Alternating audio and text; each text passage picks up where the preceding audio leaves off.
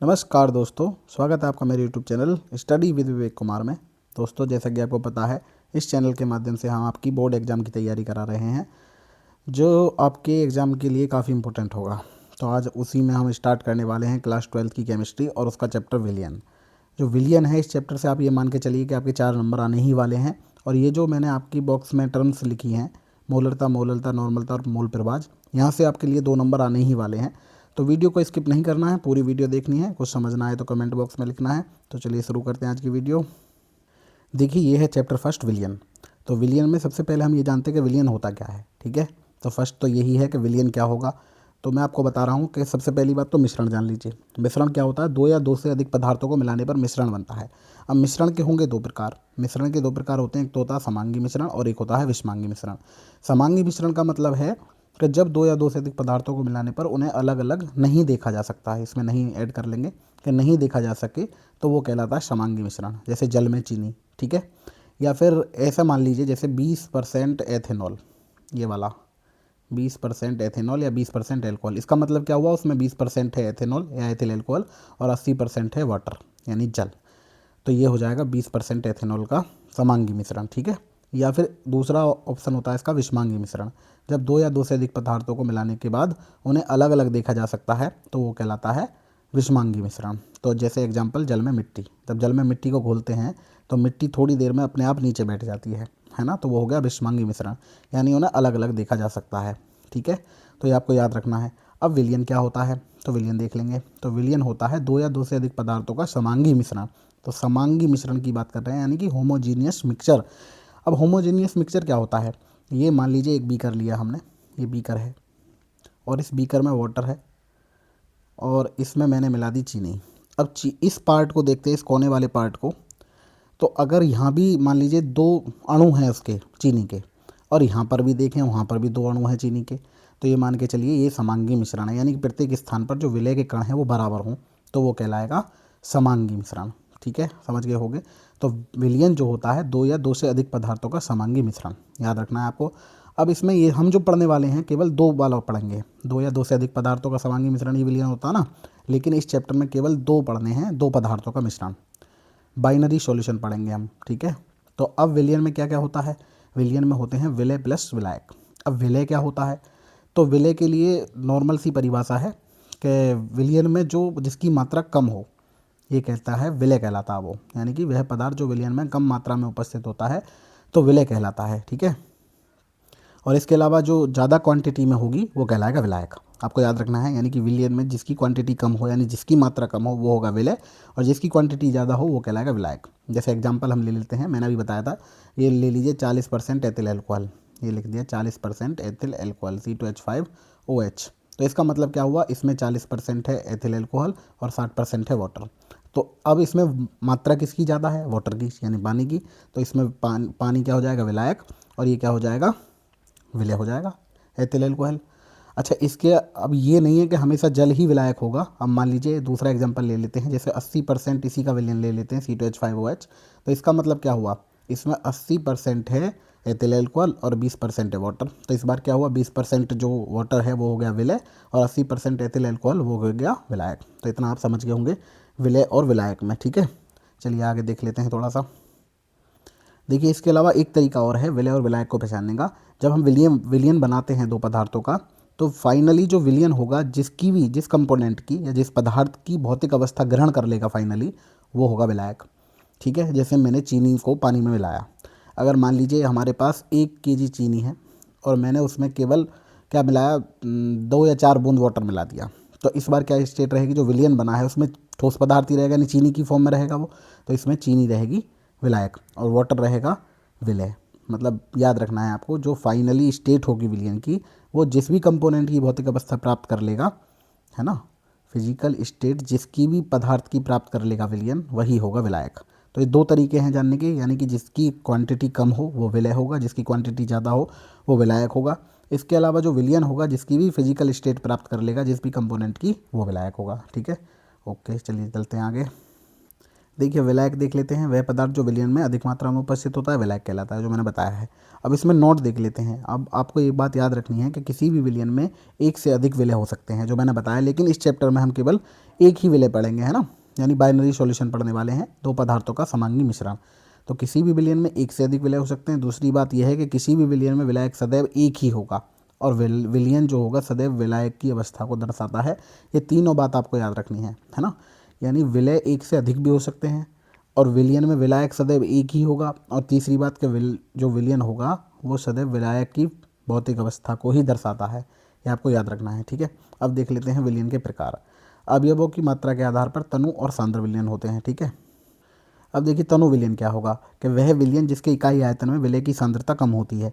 यानी अगर मान लीजिए चाय बनाई है और वो फीकी रह जाए, तो चाय और चीनी की जो विलयन होगा वो तनु विलयन होगा, है ना, क्योंकि चीनी की मात्रा कम है, तो वो कहलाता है तनु विलयन। जैसे एग्जाम्पल में मैं कह लेता हूँ 10% चीनी का विलयन, तो इसमें 10% चीनी है, 90% वाटर है, यानी विलय की मात्रा बहुत कम है, तो वो कहलाएगा तनु विलयन, ठीक है। अब इसके अलावा तथा वह विलयन जिसके इकाई आयतन में विलय की सांद्रता अधिक होती है, तो सांद्र विलयन कहलाता है, यानी कि विलय की मात्रा जब ज़्यादा कर देंगे तो वो कहलाएगा सांद्र विलयन, ठीक है। अब अच्छा एक कंडीशन और, जैसे मैंने आपको बताया था कि जिसकी मात्रा ज़्यादा होगी वो कहलाएगा विलायक, ये बताया था ना। अगर मान लीजिए हमारे पास ये कंडीशन है कि 50% ही है एथेनॉल का विलयन, 50% चीनी का विलयन है, तो उसमें क्या होगा, तो ऐसी कंडीशन में आप किसी को भी विलय और किसी को भी विलायक मान सकते हैं, ये आपको याद रखना है, ठीक है। जब दोनों की मात्रा बराबर हो जाए तो कोई भी विलय हो जाएगा और कोई भी विलायक हो जाएगा, ठीक है। चलिए देखते हैं आगे। अब है अगला डेफिनेशन संतृप्त विलयन। अब संतृप्त विलयन क्या होता है कि स्थिर ताप पर वह विलयन जिसमें विलय की अधिकतम संभव मात्रा घुली हो, वो कहलाता है संतृप्त विलयन। ये डेफिनेशन आपको याद रख के जानी है, हो सकता है एक नंबर में पूछ लिया जाए, लेकिन इतने भी इंपॉर्टेंट नहीं है, लेकिन फिर भी पढ़ के जाएंगे कि स्थिर ताप पर वह विलयन जिसमें विलय की अधिकतम संभव मात्रा घुली हो, वो कहलाता है संतृप्त विलयन। देखिए इसके बाद है असंतृप्त विलयन। तो असंतृप्त विलयन क्या होगा भाई, जस्ट अपोजिट कर दीजिए संतृप्त विलयन का, क्या वह विलयन जिसमें विलय की मात्रा संतृप्त विलयन के लिए आवश्यक मात्रा से कम हो, यानी उससे कम रह जाए वैल्यू विलय की, तो वो कहलाता है असंतृप्त विलयन, ठीक है। अब मान लीजिए एक और होता है इसी में प्रकार अति संतृप्त विलयन। अति संतृप्त विलयन क्या होगा कि स्थिर ताप पर जब किसी विलयन में विलय की मात्रा संतृप्त विलयन से अधिक हो, यानी जब संतृप्त विलयन से कम रह जाए तो असंतृप्त विलयन होगा, और जब उससे अधिक हो जाए तो अति संतृप्त विलयन होगा, ठीक है। ये तीनों डेफिनेशन आपको याद रखनी है। अब देख लीजिए और क्या कंडीशन है, ये हैं सब विलयन के एग्जाम्पल। अच्छा हमें इस चैप्टर में जो पढ़ना है वो केवल एक विलयन पढ़ना है, वो होता है द्रव विलयन, ये वाला। बाकी आप सब देख लेंगे, जब विलायक गैस होगी तो ये बनेंगे, है ना। विलय तीन प्रकार से हो सकते हैं, ठोस द्रव गैस कुछ भी हो सकता है, और ऐसे ही ये रहेगा ठोस विलयन। तो ठोस जब विलायक होगा तो ठोस द्रव गैस कुछ भी विलय हो सकता है, लेकिन हमें इस चैप्टर में केवल एक विलयन पढ़ना है, वो है द्रव विलयन, और यही इम्पोर्टेंट है इसमें। जब हम द्रव में गैस मिलाएंगे पहली कंडीशन, तो हमारे लिए लागू होता है हेनरी का नियम, ठीक है। द्रव प्लस गैस तो होता है हेनरी का नियम, तो हम पढ़ेंगे हेनरी का नियम, ठीक है। अच्छा इसके बाद जब द्रव में हम द्रव मिलाते हैं तो हमारे लिए लागू होता है राउल्ट का नियम, राउल्ट, ठीक है। यही पढ़ना है बस चैप्टर में, आपको याद रखना है। एक तो कंसंट्रेशन टर्म पढ़ लेनी है, यानी सांद्रता की जो टर्म है सारी, मोलरता, मोललता, मोल प्रभाज, मोल नॉर्मलता और फॉर्मलता, ये सारी चीज़ें पढ़नी है। और इसके अलावा हेनरी का नियम, जब द्रव में हम गैस मिलाएंगे तो हेनरी का नियम लागू होगा। उसके अलावा जब द्रव में द्रव मिलाएंगे तो राउल्ट का नियम लागू होगा। और उसके अलावा जब द्रव में हम ठोस मिलाते हैं तो विलयन के अणु संख्यक गुणधर्म, जो बहुत ही इंपॉर्टेंट है आपके लिए, यहाँ से न्यूमेरिकल जरूर पूछा जाता है, ये विलयन के अणु संख्यक गुणधर्म, तो ये आपको पढ़ने हैं, बस केवल इतना ही पढ़ना है चैप्टर में, ठीक है। केवल इतना ही पढ़ना है। ये आपको कंसंट्रेशन टर्म पढ़नी है चारों, मोलरता, मोललता, फॉर्मलता, नॉर्मलता और मोल प्रभाज, ठीक है। और भी है, पीपीएम भी है, पीपीवी भी है, पार्ट पर मिलियन, पार्ट पर बिलियन, ये भी पढ़ लेने हैं, लेकिन ये इंपॉर्टेंट है आपके लिए चार। और इसके अलावा हेनरी का नियम है, राउल्ट का नियम है जो अच्छे से पढ़ लेना है, और विलयन के अणु संख्यक गुणधर्म है। तो हमें कौन सा विलयन पढ़ना, द्रव का विलयन। जब द्रव में गैस मिलाएंगे तो हेनरी का नियम लागू होगा, जब द्रव में द्रव मिलाएंगे तो राउल्ट का नियम लागू होगा, और जब द्रव में ठोस मिलाएंगे तो विलयन के अणु संख्यक गुणधर्म आ जाएंगे, ठीक है। तो हमें पढ़ना है केवल द्रव विलयन, ठीक है, आप समझ गए होंगे। देखिए अगली हेडिंग है विलयन की सांद्रता, यही हमें इंपॉर्टेंट है आपके लिए। तो सांद्रता आपको अच्छे से पता होनी चाहिए, सांद्रता क्या है। तो विलयन की सांद्रता होती है कि किसी विलयन या विलायक की प्रति एकांक मात्रा में घुली हुई विलय की मात्रा को विलयन की सांद्रता कहते हैं। यानी विलयन की सांद्रता का ये फॉर्मूला बनेगा, विलय की मात्रा बटे विलयन या विलायक की मात्रा, ठीक है। ये आपको याद रखना है, ठीक है। तो इसमें अब सांद्रता टर्म पढ़नी है। अब सांद्रता टर्म को हम दो प्रकार से रिलेटेड कर सकते हैं। जो सांद्रता टर्म होती हैं दो जगह, एक तो होती हैं आयतन रिलेटेड, है ना, आयतन से संबंधित, और दूसरी होंगी द्रव्यमान से संबंधित। अब इन्हें डिवाइड क्यों करते हैं? डिवाइड हम इसलिए कर रहे हैं, जो आयतन रिलेटेड हैं उस पर विलयन के आयतन पर ताप का प्रभाव पड़ेगा, ताप का प्रभाव पड़ता है, और जो द्रव्यमान होता है उस पर ताप का प्रभाव नहीं पड़ता है। इसलिए इसे दो कैटेगरी में हम डिवाइड कर लेंगे। तो ये इंपॉर्टेंट है आपके लिए, ये जानना जरूरी था। यानी सांद्रता को हम दो भाग में डिवाइड करेंगे, एक तो होगी आयतन वाली, तो अब उसमें होती कौन कौन सी हैं? तो सबसे पहले, अच्छा मैंने आपको बताया इसलिए डिवाइड कर रहे हैं, कभी कभी बोर्ड एग्जाम में पूछ लेते हैं कि निम्नलिखित में से किस विलयन की कौन सी सांद्रता टर्म ताप बदलने पर बदल जाएगी। तो जो आयतन वाली टर्म होंगी वो सारी ताप बदलने पर बदल जाती हैं। और वो कौन कौन सी हैं? तो आपने पढ़ा होगा, अगर अब आप लास्ट टाइम पे बैठे हैं तो इतना तो आप पढ़ चुके होंगे। तो एक होती है आयतन प्रतिशतता, ये पढ़े ना, आयतन परसेंटेज। और एक होती है द्रव्यमान आयतन प्रतिशतता, परसेंटेज बाई W/V, ये पढ़िए, ये V/V है ना, ये आपने पढ़ी होंगी। इसके अलावा होती है मोलरिटी, यानी मोलरता, ठीक, एक हो गई मोलरता। और इसके अलावा जो होती है वो दूसरी होती है नॉर्मलता। ये चार टर्म आपको याद रखनी है।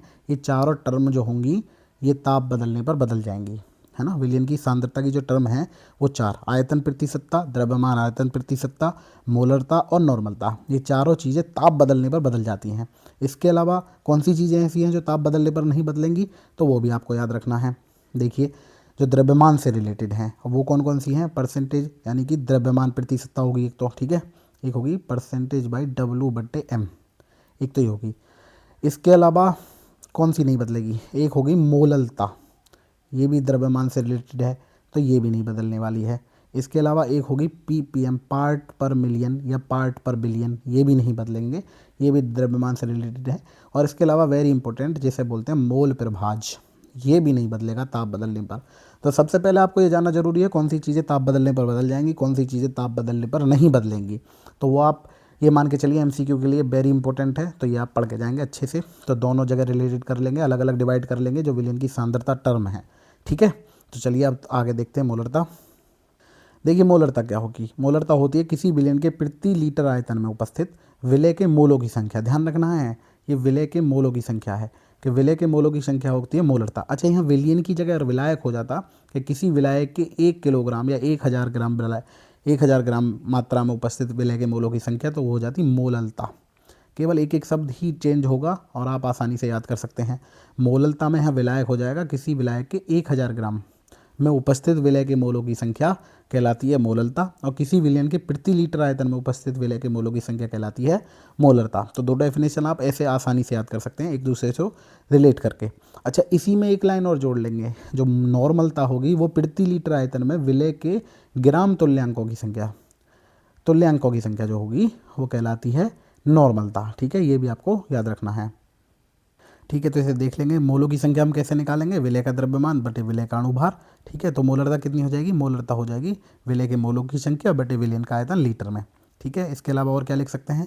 विलय के मोलों की संख्या बटे विलयन का आयतन ml में, और इंटू 1000 लिख सकते हैं इसे, है ना। और मोलरता को जो रिप्रेजेंट करेंगे वो कैपिटल M से करेंगे, ठीक है। तो इससे आगे की जो टर्म है मैं अगली वीडियो में लेकर आऊँगा। अगर वीडियो अच्छी लगी हो तो लाइक करें, शेयर करें और चैनल को सब्सक्राइब करें। बहुत धन्यवाद।